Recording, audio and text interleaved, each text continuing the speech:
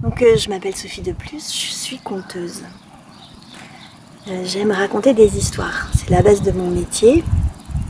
Mais je pense aussi que le conte, quand on le partage et qu'on donne l'occasion aux enfants de même raconter ou inventer des histoires, est aussi un très bel outil. Alors il y a plusieurs sortes d'interventions possibles autour du conte dans le cadre du parc et dans la nature qui nous entoure. On peut bien sûr faire des balades contées et se promener, se poser dans un joli endroit, dans un petit coin un peu douillet, un peu confortable et raconter une histoire. C'est toujours un moment un petit peu particulier parce que quand on est dehors, on n'écoute pas de la même façon. On peut avoir l'attention attirée par le paysage, ce qu'il y a autour, les arbres. Et c'est justement ça qui est intéressant. On est en lien un petit peu avec soi-même, on n'entend pas les mêmes bruits. On est sous le ciel et sous le soleil et dans le vent. Et ça donne aux histoires une chance d'exister un peu autrement.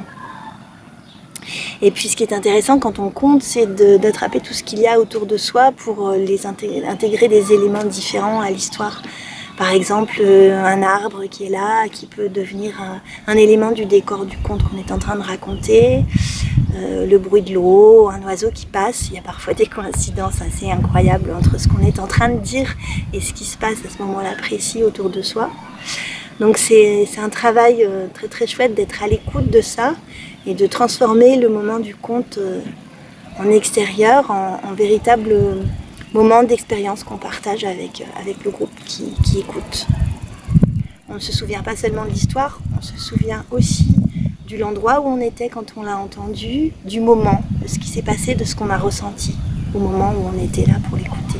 Donc en général, j'ai travaillé avec plusieurs classes en racontant un conte traditionnel assez structuré et puis en proposant aux enfants de transformer ce conte pour se l'approprier, c'est-à-dire de changer le lieu où il se passe, de choisir dans leur environnement le lieu où ils ont envie que ce conte se déroule, de choisir dans leur environnement les personnages qui vont remplacer ceux de l'histoire initiale, et puis de s'approprier ce conte en gardant la trame, parce que ce qui est souvent difficile dans un temps assez court, c'est de créer la trame d'une histoire qui est un début, un déroulement et une fin. Donc utiliser la trame d'une histoire qui existe déjà, c'est un très bon outil et on l'habite, on crée ces personnages, ces lieux, on trouve autour de soi les objets magiques ou non qui vont être utilisés dans l'histoire. Et les balades contées, c'est quelque chose qui n'a aucune limite au niveau du public. On peut faire des balades contées avec des gens de tous âges et dans des cadres très différents. On peut emmener des groupes sur un temps plus ou moins long, dans des endroits plus ou moins accessibles. Il n'y a pas de limite, ça peut être des classes, ça peut être des groupes d'enfants, des groupes d'adultes, des groupes des familles. Voilà. La balade contée est universelle au niveau du public. Les ateliers, je les pratique plutôt avec des enfants.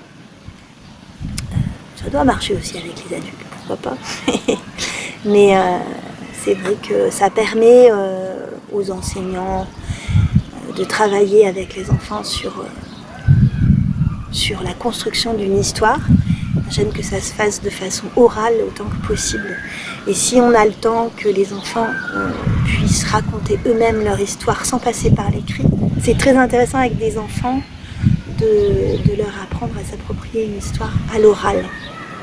Et que ce soit comme dans le cas d'une chanson, les étapes de l'histoire qui mémorisent sa structure, son squelette.